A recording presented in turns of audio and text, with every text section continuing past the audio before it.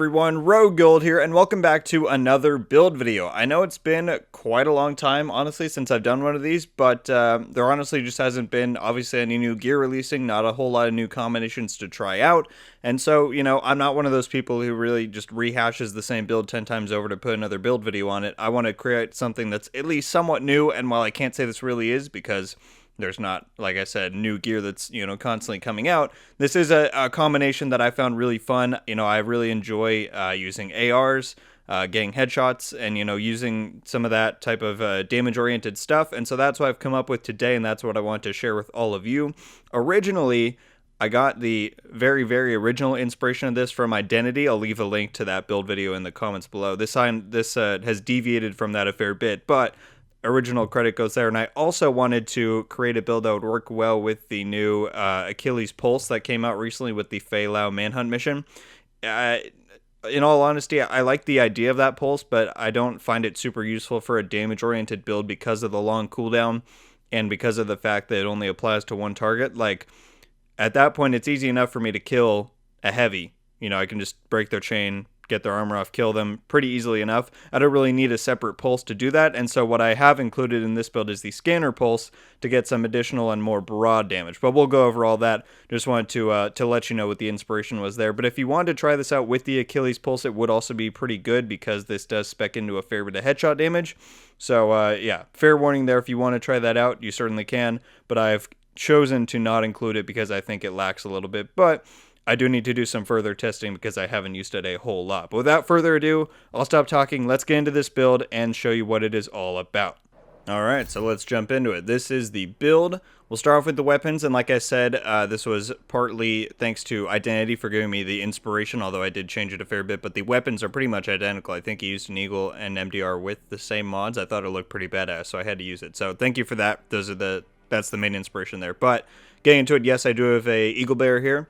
If you have it, certainly use it. It's got, obviously, one of the highest base damages for its RPM, so it's a very good pick. It's got the 60 mag, it's got great mods for crit, it's got, its talent is pretty bad now. I've been wishing they would change it for a long time now because I think it hurts you more than it helps you, but it's still very applicable to headshots, which is what the majority of this build is focused around. And by the way, if you're someone who's not super confident in hitting headshots, I plan on doing a little thing at the end to give you a few tips because while it does come with experience, I've played this franchise for the last 5 years it's been out, and I think that certainly helped me kind of master my aim in this game and Division 1.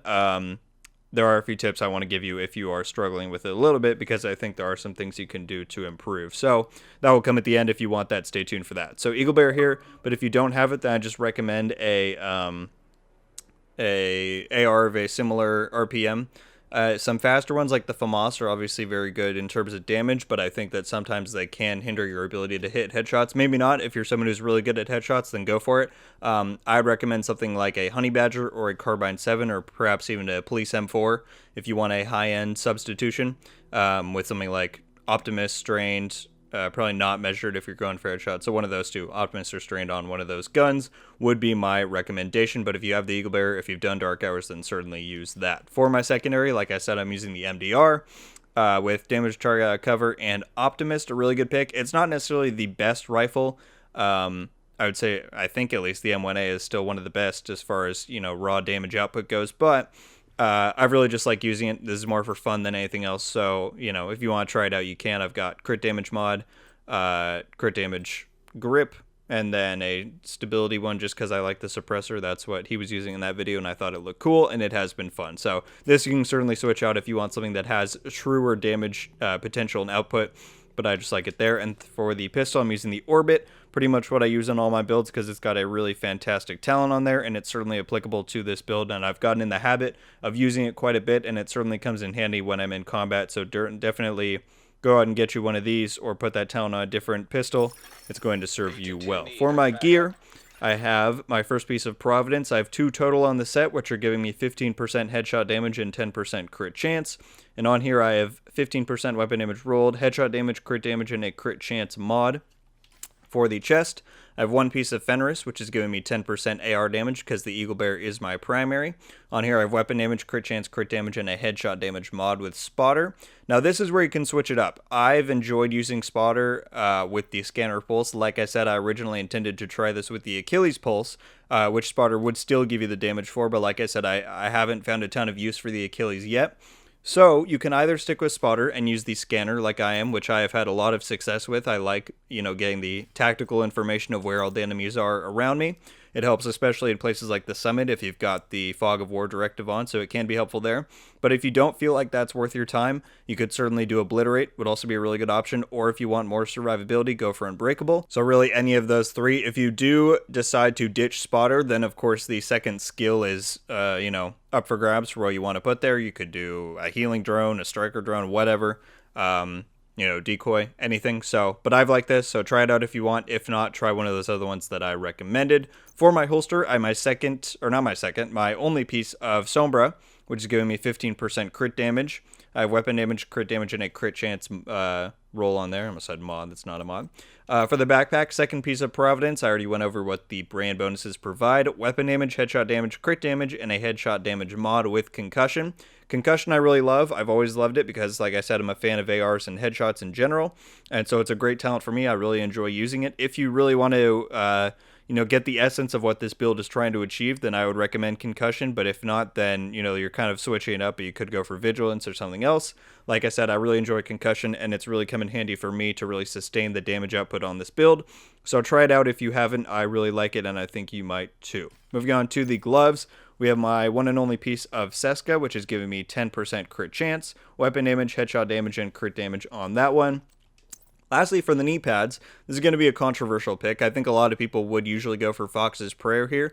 I've really enjoyed using the Sawyer's knee pads. If you need a reminder on what they do, it is cannot be staggered by explosions and increases weapon damage by 3% each second you are not moving. Stacks up to 10 until you start moving. All stacks are lost 10 seconds after moving. So let me just get a quick demonstration here. You can see, because I've been standing still, at the bottom of my HUD, I have the full 30% buff from the Sawyer's knee pads there. So if there was an enemy in front of me, I'd be doing 30% increased weapon damage, which is really good. That's a big buff. Now, as soon as I start moving, you can see the bottom bar. There are two bars there. The top one is the larger square, and that is the duration. It keeps refreshing itself because I'm not moving. The bottom one is the total damage. So I'm going to keep the 30% damage once I start moving, but you can see that top square is now not refreshing because I'm moving, and I have 10 seconds before I lose it, and then it's going to go down right there. Now it'll start rebuilding because I'm standing still, and in places like the summit, when you're on higher difficulties with a lot of players in your group or in some other high-end content, you're going to be, at least some of the time, standing still. And so it's going to come in handy. It has for me, certainly. The only thing that's annoying is that even if you stand still and you just flick to the side, it will refresh. So that is a bit annoying, but still, I've had a lot of fun with it. It's come in a lot of value with me. And the main reason I wanted it in the first place, or why I thought it would be a good fit, is because I wanted to have one blue somewhere. I don't love running 6 reds in PvE. Sometimes in PvP I will, but I usually like to have one blue regardless of what the build is. And this seemed like the perfect fit because explosion staggering is a big annoyance in a lot of PvE content. And so this gave me protection against that. It gave me 1 armor roll, and it gave me a lot of increased weapon damage for longer range combat, which is what this whole build is going for. So I thought it was a really good fit, so I would recommend trying it out if you have not recently, or if you want to try something different. If not, you could go for Fox's Prayers, of course. That'll buff the MDR damage and give you overall damage to target out of cover. And in that case, if you want a blue, just roll it somewhere else, or if you don't, then, go for it without that. Before I move on to the skills, let me show you my overall stats on the gun. So for the Eagle Bear, I have 54.6% crit chance, 129% crit damage, and then almost 150% headshot damage. The reason I have so many intermixed crit and headshot, rolls on my gear there is because this is going for kind of a balance between the two. I have Concussion, which is obviously focused on headshots. The Eagle Bear's talent is focused on headshots. So it's a very headshot-oriented build, like I said at the start. That was kind of the ethos for what I wanted to do going into making this build. And so I like the stat distribution that I've, reached trying to accomplish that. So this is a good setup for me. If you can try to mimic something like this, I think you'll be pretty satisfied with the results. The MDR It has a little bit less crit chance because I am using that stability muzzle just for fun. So you could obviously put a crit chance one on there. You'd have around 50% crit damage, 140 crit chance, or sorry, 50 crit chance, 140 crit damage, and then almost 160% headshot damage. So yeah, pretty good stats all around for the guns. Then last up, just going over these skills. I already talked about the Scanner Pulse, but I'll show you on there. I just have a Radius mod and a Skill Haste mod. For not having any skill tier, 17.2 seconds isn't that bad of a cooldown. You know, I end up using it pretty frequently, and the duration on Spotter, I believe, is... it's just pulsed enemies, right. So yeah, for the whole time that they're pulsed, which is 9.6 seconds, you're going to be getting 15% increased damage, which is pretty nice. And so then your downtime is only about, 7-8 seconds. That's pretty good. I've enjoyed using it. Like I said, if you haven't tried it in a while, I recommend it, but if not, you could swap that out. And then I just have a Reviver Hive because I often play pretty aggressively, so when I do go down, it's nice to not bother my teammates with having to have them come res me. Every, what is that, almost 2.5 minutes I can res myself, and it's been nice to run in the summit or some other missions or whatever. But if you don't want it, really you can run whatever, a shield, a drone. There's plenty of options. You all know what they are. Pick for yourself, but I've enjoyed using that. The final thing is that I am using the Sharpshooter Specialization, which has always been one of my favorites. The TAC 50, I think, is definitely my favorite specialization weapon. I just find it very fun to shoot that sniper off. It does also do a decent bit of damage. I mean, in something like the Summit, when you have a full group, it's still able to put down enemies with headshots. Now, that does help that I have a headshot-focused build. So it's a really nice addition. It gives you the extra headshot damage on the MDR from its perk tree. It gives you the medkit, which gives you status effect immunity, which, when you have the exotic that protects you from explosion stagger and you have a medkit that gives you a long buff to status effects, you end up being pretty resilient in the middle of combat, so it's pretty nice. And you of course get the stability bonus on the specialization that helps with all your guns, so it helps with getting headshots with an AR. So if you are one of those people that needs some assistance in getting more headshots, that's an easy start, is to use that. That would give you some stability help, and of course you could put weapon handling on your build, but yeah. So that's something I should have mentioned, is that if you need more help getting headshots, then you can substitute some of these roles with weapon handling, and that should help you out a little bit. The Eagle Bearer overall isn't too hard to control, but that is coming from someone who has a ton of experience with it and the game overall, so you'll just have to test it out for yourself and see what goes on there. Also for the grenade, it is really nice to run the flashbang with the sharpshooter over the concussion, because the blind effect on enemies makes them pretty immobile, and that allows you to get pretty easy headshots on them and proc some of your bonuses and just keep the flow of combat going. So those are a really nice addition as well.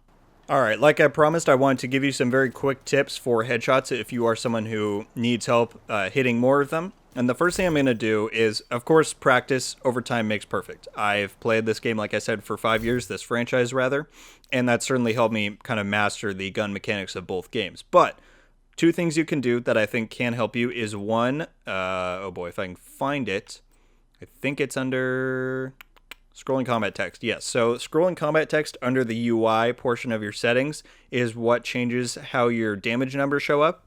And you might have seen a lot of people using this, so I don't know if you've already incorporated it into your gameplay, but if you set it from, I think it starts on random sphere, if you set it to floating, it moves all your damage numbers off to the side, and that can really help you with keeping your dot on track, because the numbers usually show up right around here, but when you have it on, they'll start coming in like a waterfall over here almost. So being able to have clear vision of your dot and where it's bouncing around can really help you stay on target. Even someone like myself who has a lot of experience, once I switched over to using floating, it just, it really helps you out, especially when you're a bit longer distances away.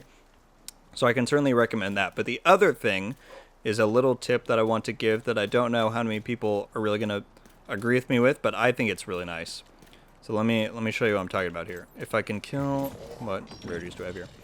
I'm going to stun these guys, and I'm going to take out everyone except the gold and see if it works out here. So if I take all them out, basically one of the perks of playing for so long is that I've kind of come to know pretty much all the enemy, behaviors. And one of them, as I'm sure most of you know, is that when an enemy gets shot enough, they'll stagger, right? And so what some people might try to do is when they're standing still and they're staggering, they might try and follow their head downward to get the headshots. But something that I have often incorporated, and what's just kind of become habit for me and what might be helpful for you, is that when they stagger, I recommend you try to stay exactly on target with where their head is going to bounce back to, and that way when they come out of the stagger and their head returns to that starting position, you can actually get a lot of headshots landed, more so than you might have if you're trying to track their head while they're bobbing down. So let me show you what I mean. This is a rusher, which means they're a little squishy, but I think I should be able to pull it off. Let me show you what I mean. So they're staggering there, you see their head comes down, and you just stay on target. That's kind of a bad example. Alright, let's try this one more time here. That other ad was too squishy and I killed her too fast, but let me see if I can pull it off on this one. So I'm hitting her head, and she's gonna go back and cover. It's not gonna work. Incoming hostiles detected.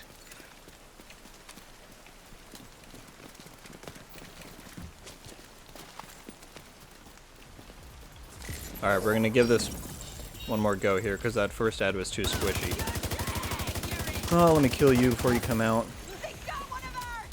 Okay, this grenader I'll try to leave her alive, the last gold, and we'll see if it works.